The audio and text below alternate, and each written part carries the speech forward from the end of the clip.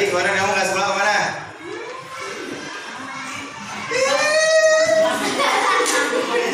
Hah? Apa? Pulang kampung? Masya Allah. Oleh-olehnya mana pulang kampung?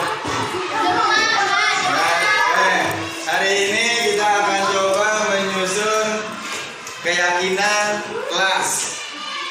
Ya, keyakinan kelas. Keyakinan kelas ini sebagai salah satu budaya positif di sekolah. Jadi nanti apapun yang kita lakukan di sekolah itu harus berdasarkan keyakinan kita, berdasarkan pada nilai-nilai kebajikan, pada nilai-nilai yang disepakati oleh manusia di dunia ini sebagai sebuah kebaikan. Dan itu yang menjadi patokan hidup.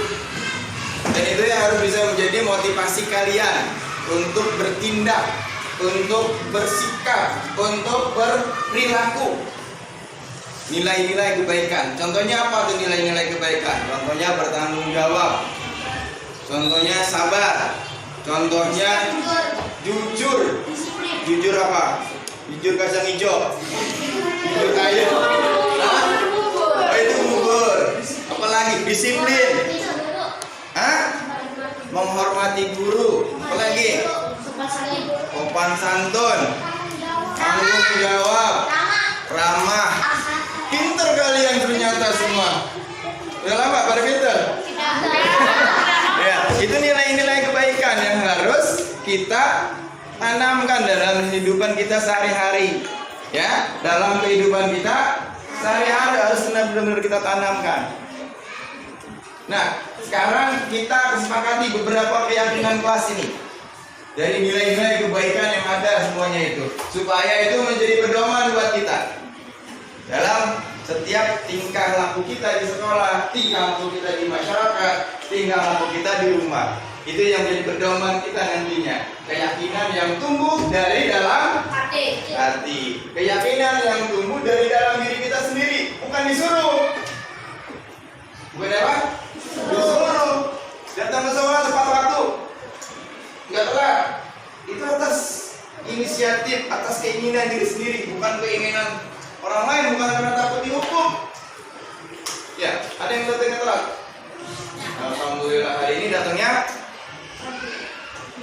datangnya tepat waktu semua. Nah sekarang kalian tulis keyakinan kelas yang menurut kalian itu yang akan kita terapkan di sekolah, di kelas kita ini.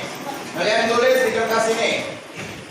Guru sudah siapkan kertas, kalian tulis ya keyakinan kelas yang menurut kalian yang kita akan terapkan di kelas ini. Nanti kita sepakati ini menjadi keyakinan kelas kita. Tanganku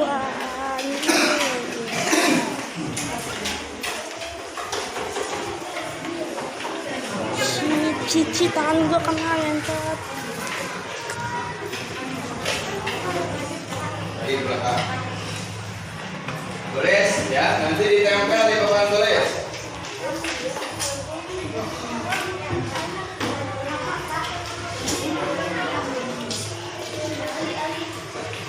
Satu orang satu saja.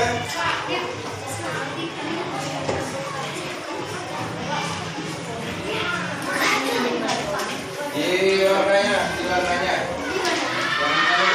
Tulis keyakinan kelasnya. Coba angkat.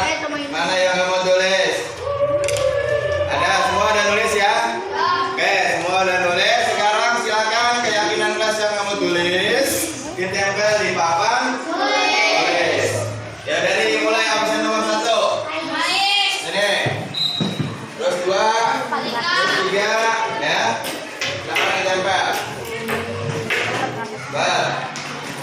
Yang udah nempel, silakan duduk lagi. Duduk lagi apa duduk kembali? Lanjut. Menempel seluruh keyakinan kelas yang kamu tulis. Nanti ini keyakinan kelas ini kita akan jadikan sebuah kalimat yang kita sepakati untuk kita taati, untuk menjadi keyakinan kelas kita, kelas 5A.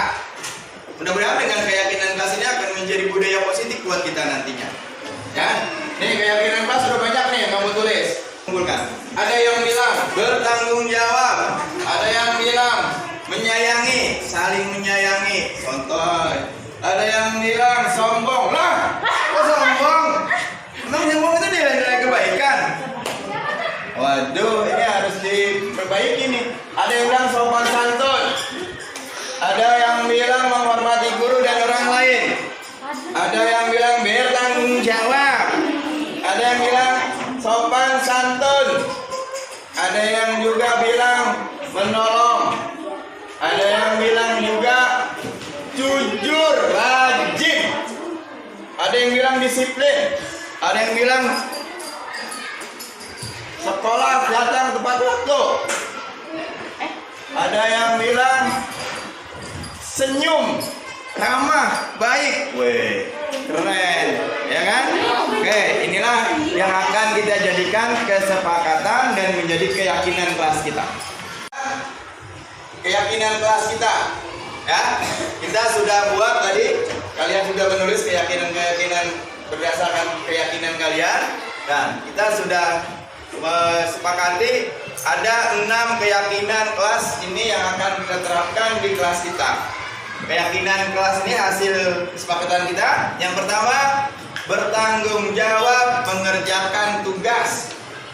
Yang kedua, bersikap jujur. Tahu kan jujur? Tahu. Jujur apa?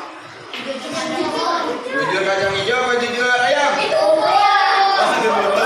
Yang ketiga, bersikap tenang saat pelajaran melangkung, agak berisik. Yang keempat, bersikap sopan dan menghormati guru. Yang kelima, saling tolong menolong.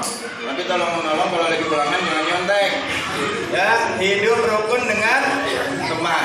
Ini 6 kesepakatan yang jadi keyakinan kelas kita. Udah, sepakat ini semua? Sepakat. Oke, tepuk tangan untuk kesepakatan kita.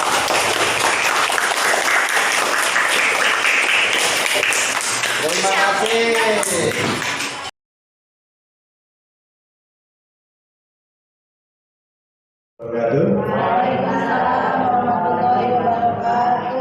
Yang sama-sama kita hormati Ibu Kepala Sekolah SDN Kalibaru 6, Ibu Eti Kasmiati MPD. Mudah-mudahan Allah selalu memberikan kesehatan kepada beliau. Bapak Ibu Dewan Guru SDN Kalibaru 6 yang saya banggakan, izinkan pada kesempatan kali ini saya di sini ingin melakukan pengimbasan. Mungkin Bapak Ibu sudah tahu kalau saya mengikuti program pendidikan calon guru penggerak. Dan sekarang saya mengikuti di angkatan yang angkatan yang ke-6. Dan pada saat ini saya sudah sampai ke modul 1.4. Jadi sudah ada modul 1.1 tentang filosofi pendidikan Ki Hajar Dewantoro, modul 1.2 tentang nilai dan peran guru penggerak, terus modul 1.3 tentang visi guru penggerak, dan yang terakhir kami pelajari yaitu modul 1.4 tentang budaya positif. Dan di budaya positif ini harus ada pengimbasan ke teman-teman guru di sekolah masing-masing.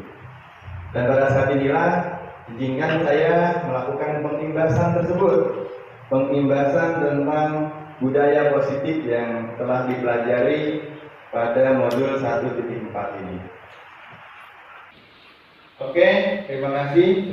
Pertama-tama saya ingin mengucapkan terima kasih terlebih dahulu kepada Bapak Ibu yang sudah menyempatkan waktunya pada kesempatan kali ini, dari kepala sekolah yang telah memberikan izin. Di sini kita lihat tentang budaya positif. Budaya salah satu tujuan pendidikan. Kalau kata Ki Hajar Dewantoro, sekolah itu adalah tempat persemaian benih-benih kebudayaan. Jadi sekolah itu adalah tempat persemaian benih-benih budaya. Benih-benih budaya itu timbulnya di sekolah. Jadi dari sekolah itulah yang nanti dibawa oleh anak murid kita dijadikan kebiasaan mereka, dan dijadikan itulah sebagai budaya. Jadi kalau kita ingin mencita-citakan kebudayaan Indonesia ini menjadi kebudayaan yang tinggi, mari kita sebagai guru di Indonesia menciptakan budaya yang positif di sekolah. Dan materi yang akan kita bahas pada kesempatan kali ini, sudah kenal sama saya kan? Kenal Mas Sam? Pak Saksi. Sudah kenal? Ya, namanya Ya, Pak Saksi. sebelumnya kita enggak jalan ya. Nah, ini dia nama saya.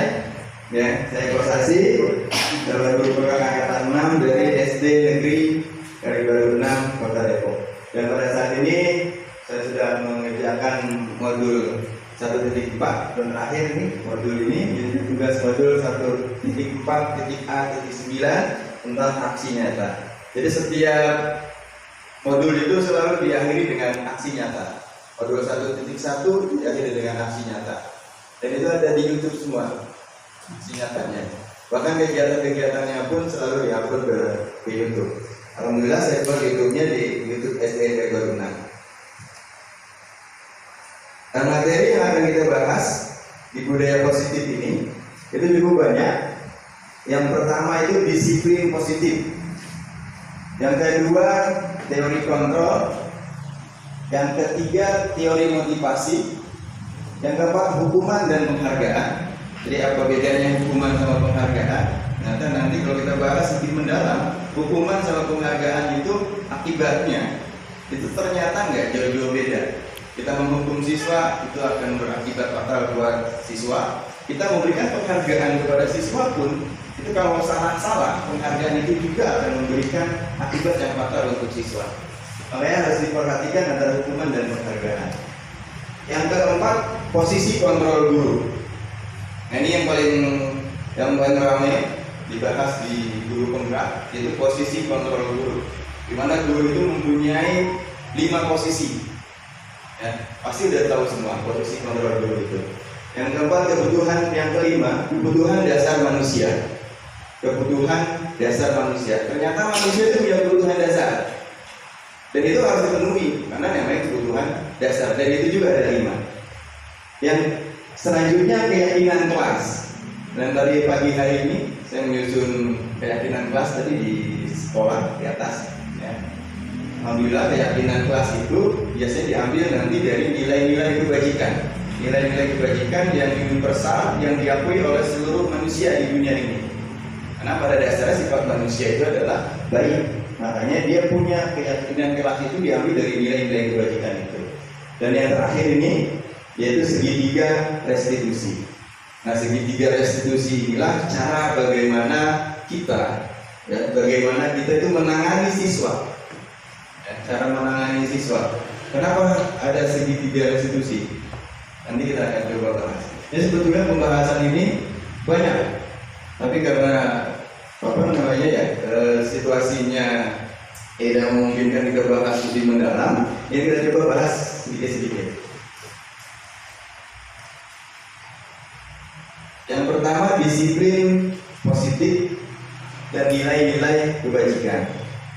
Menurut Ki Hajar Dewantoro, disingkat KHD, dan Dr. Jain Johnson, disiplin adalah belajar untuk mengontrol diri agar dapat mencapai tujuan yang mulia, untuk mencapai kemerdekaan, atau dalam konteks pendidikan saat ini, menciptakan murid yang merdeka. Syaratnya harus ada disiplin yang kuat. Disiplin yang dimaksud adalah disiplin diri yang memiliki motivasi internal.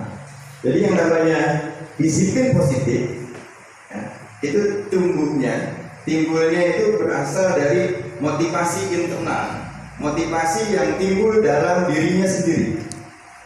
Jadi bukan karena dia hukuman melakukan disiplin tersebut, bukan karena penghargaan dia melakukan kedisiplinan tersebut, tapi harus timbul dari dalam dirinya.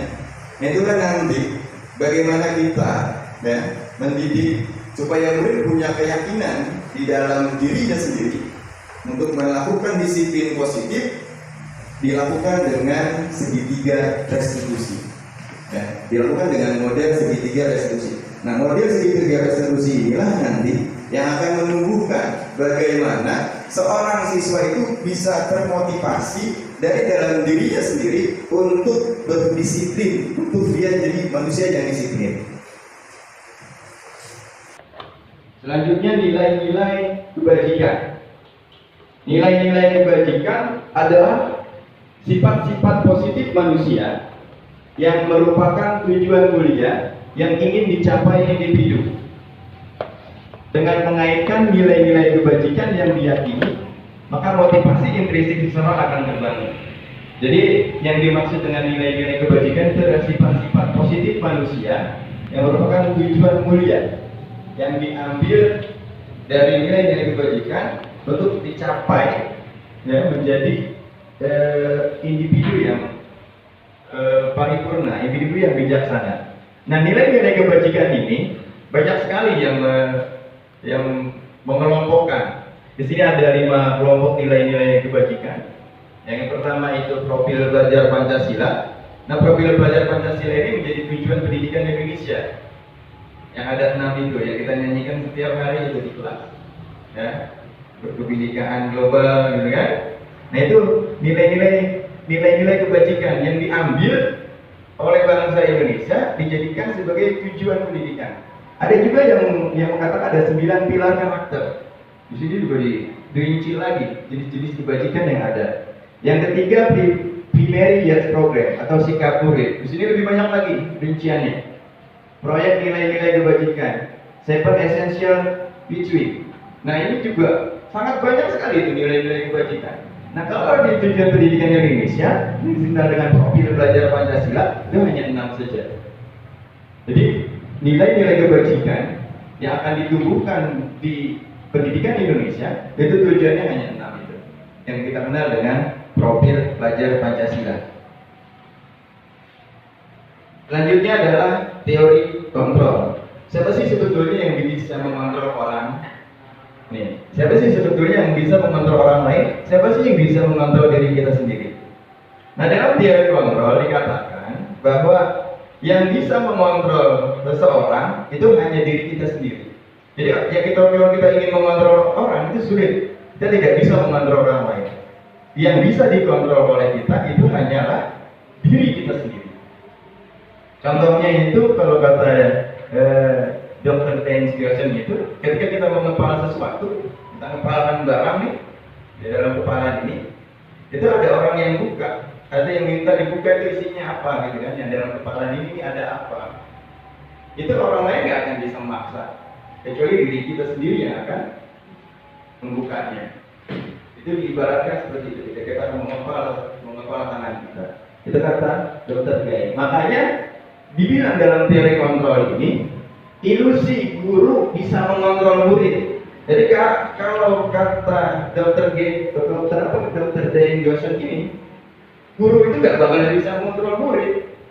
Hanya ilusi kalau guru itu bisa mengontrol murid. Mungkin di depannya aja, tapi dalam hatinya nggak akan bisa dikontrol. Jadi hanya ilusi, ya, guru itu bisa mengontrol murid. Yang kedua, ilusi semua pengetahuan positif, efektif dan bermanfaat. Itu kata Dr. Dane Johnson. Yang ketiga, ilusi bahwa kritik dapat membuat orang merasa bersalah dan dapat menguatkan karakter.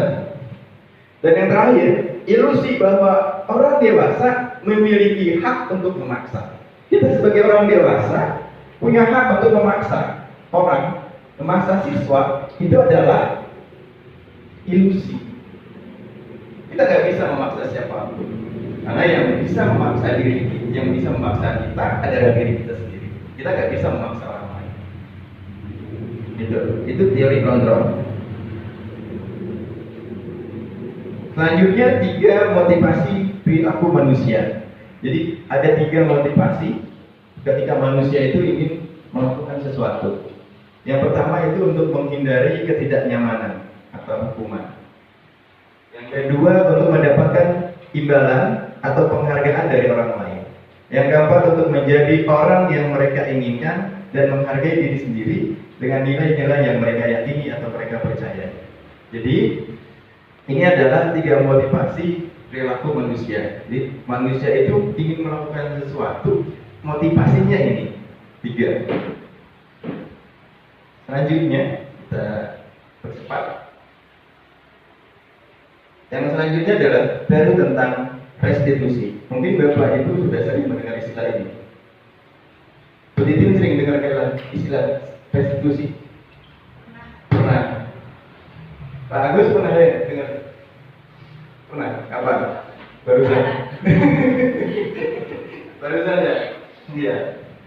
Saya juga baru dengar Pak Agus nih pas kemarin itu baru ikut program baru tahu bahwa di dunia pendidikan ada yang namanya restitusi. Yang biasanya kan restitusi itu kalau dipajak gitu kan, restitusi pajak gitu kan.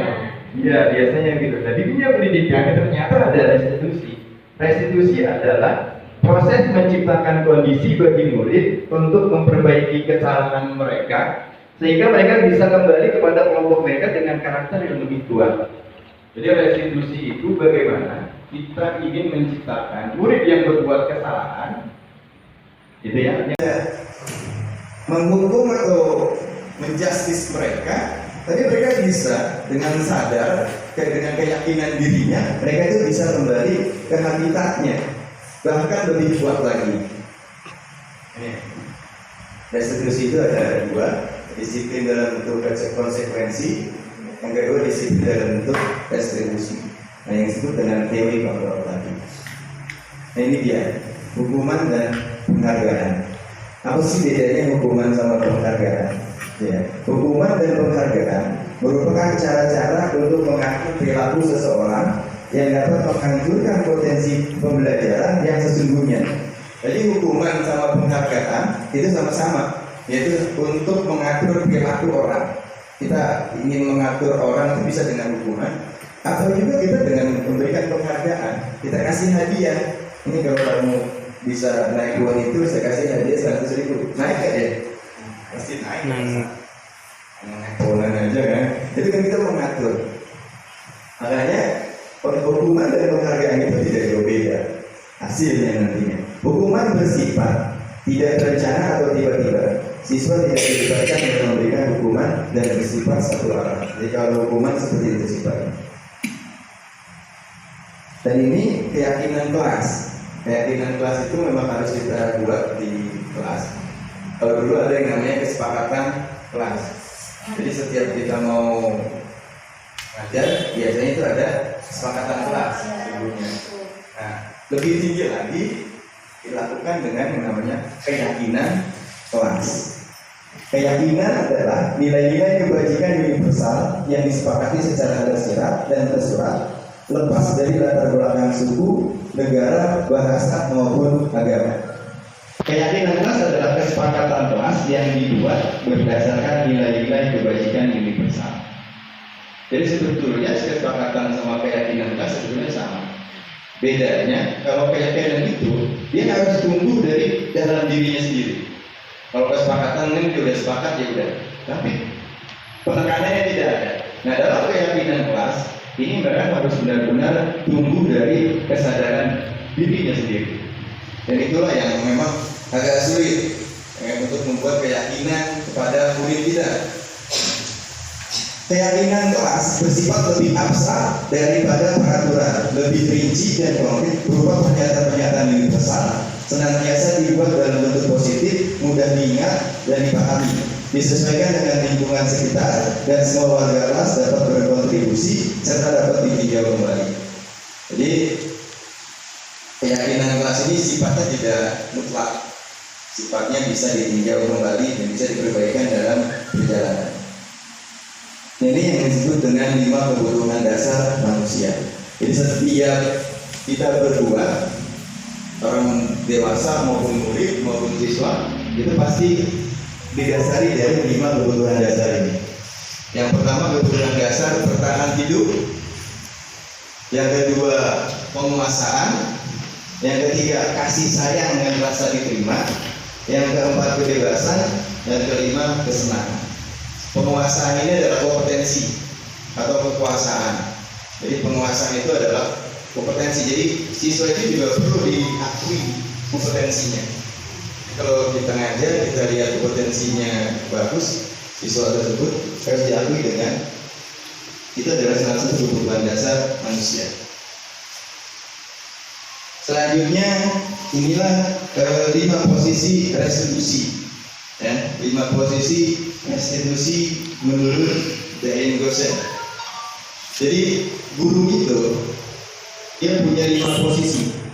Yang pertama dia posisi sebagai penghukum. Ini guru katanya punya posisi yang pertama itu sebagai posisi penghukum. Yang kedua posisi pembuat merasa bersalah.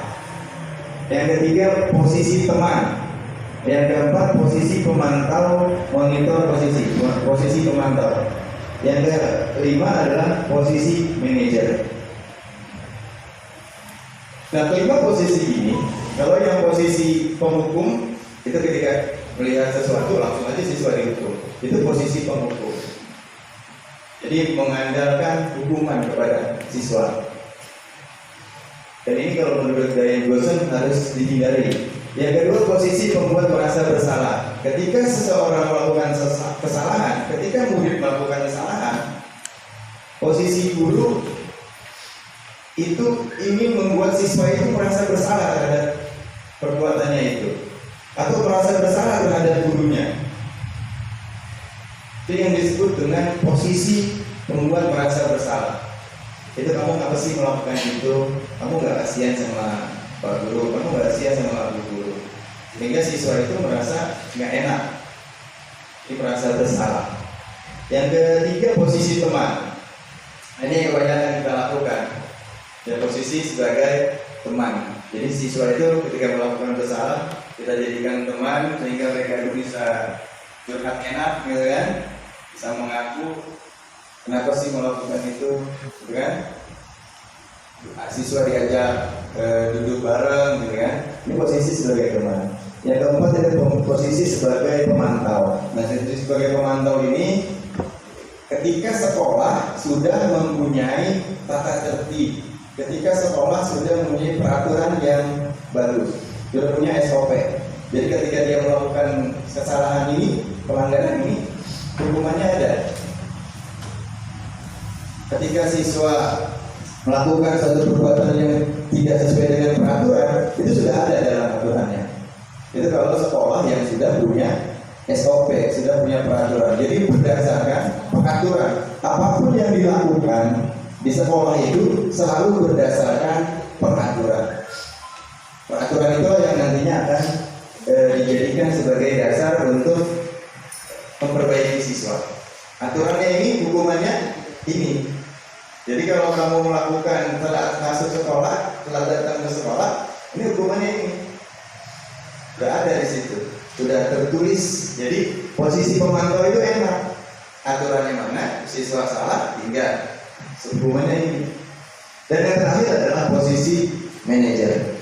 Nah, posisi manajer inilah posisi yang diharapkan sebagai seorang guru bisa berpihak, bisa melakukan posisi manajer ini.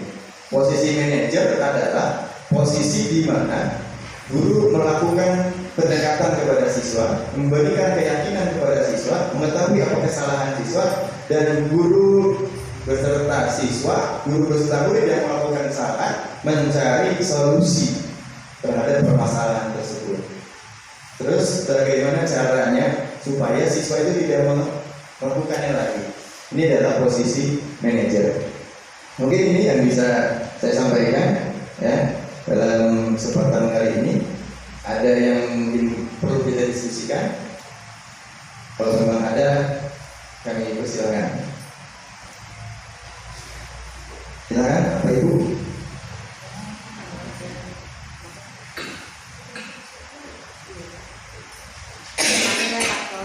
Penanya Abu Saropa ya. Ya, silakan Abu Saropa.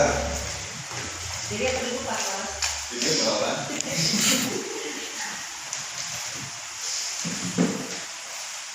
Assalamualaikum warahmatullahi wabarakatuh. Jadi kan Abu Saropa? Iya. Ya. Nama saya Saropa dan saya ingin menanyakan tentang tadi yang di sini dengan motivasi. Seberapa besarkah motivasi guru untuk anak murid ya, sehingga dia dapat mengubah dirinya dengan lebih baik lagi. Jadi kalau misalkan ada berapa persenkah gitu, ya, misalnya kan anak itu berubah dengan sendirinya, tapi kan di situ ada motivasi guru untuk membangkitkan semangat siswa dalam pembelajaran. Tapi yang ingin saya tanyakan, kira-kira seberapa persenkah andil motivasi guru untuk siswa?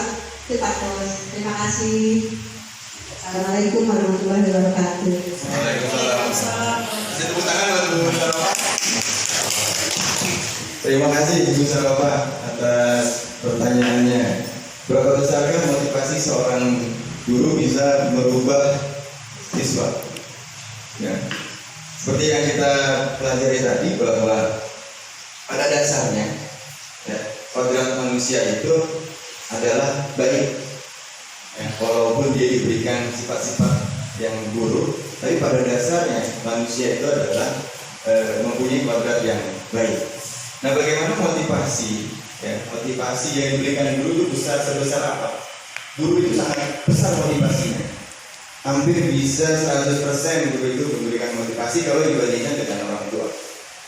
Kita punya anak nih di rumah, ya, kita berikan motivasi itu beda dengan guru yang memberikan motivasi. Ini penting sekali, ya, penting sekali seorang guru itu selalu memberikan motivasi kepada anak didiknya, memberikan motivasi kepada muridnya. Bahkan kalau perlu setiap mau mengajar itu pasti kita akan memberikan motivasi.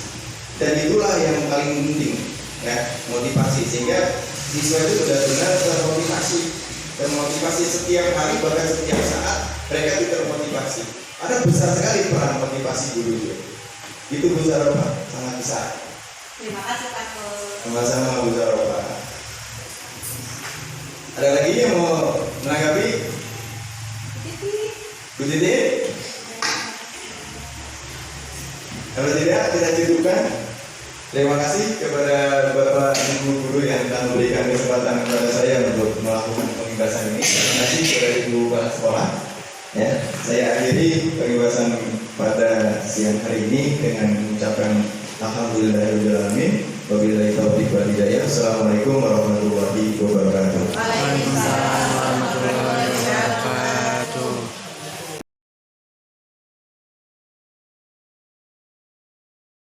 Warahmatullahi wabarakatuh. Nama saya Jana Mutia, kelas 5A. Hari ini kami menyusun dan menyepakati keyakinan kelas. Keyakinan kelas kami ambil dari nilai-nilai kebajikan perilaku yang baik. Mudah-mudahan menjadi dasar dari keyakinan kelas. Dengan adanya keyakinan kelas di kelas 5A, semoga kami bisa melaksanakan dan menjadi anak yang lebih baik dengan keyakinan kelas kami. Terima kasih Pak Kosasi atas bimbingannya dan tuntunannya. Wassalamualaikum warahmatullahi wabarakatuh. Warahmatullahi wabarakatuh. Nama saya Muhammad Chandra, kelas 5A. Alhamdulillah, keyakinan kelas 5A telah disusun dan dapat kami buat sesuai kesepakatan kami. Keyakinan kelas ini mudah-mudahan bisa menjadi motivasi yang tumbuh dari dalam diri kami, sehingga kami menjadi anak-anak yang lebih baik. Terima kasih Pak Kosasi atas tuntunannya. Wassalamualaikum warahmatullahi wabarakatuh. Assalamualaikum warahmatullahi wabarakatuh. Perkenalkan, nama saya Suryati. Saya mengajar di SN Kalibaru 6. Saya akan memberikan satu tanggapan atau respon yang sangat positif sekali kepada rekan kami selaku guru penggerak yang sangat kreatif dan sangat bagus sekali dalam memberikan arahan kepada kami, bimbingan kepada kami, dan segala sesuatu yang kami butuhkan, baik itu materi ataupun arahan dan didikan yang lainnya selalu diberikan dengan penjelasan dan arahan yang sangat baik kepada kami. Setelah kami memberikan Pak Kosasi memberikan satu paparan atas apa yang harus dia sampaikan kepada kami sebagai imbas dari guru penggerak, kami memberikan satu semangat yang sangat baik sekali pada diri kami, juga kepada rekan-rekan kami. Insya Allah untuk selanjutnya kami akan mencontoh apa yang telah Bapak Kosasi Sarjana Pendidikan berikan kepada kami dari hasil imbasan guru penggerak. Semoga apa yang Pak Guru Kosasi berikan bermanfaat untuk bangsa ini bermanfaat untuk anak didik semua, sehingga kesuksesan bukan hanya di satu tangan tetapi di banyak tangan-tangan anak didik kami semuanya. Oke, selamat Pak Koksasi menjadi guru penggerak. Semoga kedepannya lebih maju, lebih semangat lagi. Salam sehat, penuh semangat. Assalamualaikum warahmatullahi wabarakatuh. There's a place I have found in the shade on the ground, far from all worries and troubling sound. When I go there to be by myself, only me, no one can guess what I came there to see. There's a sun in the sky.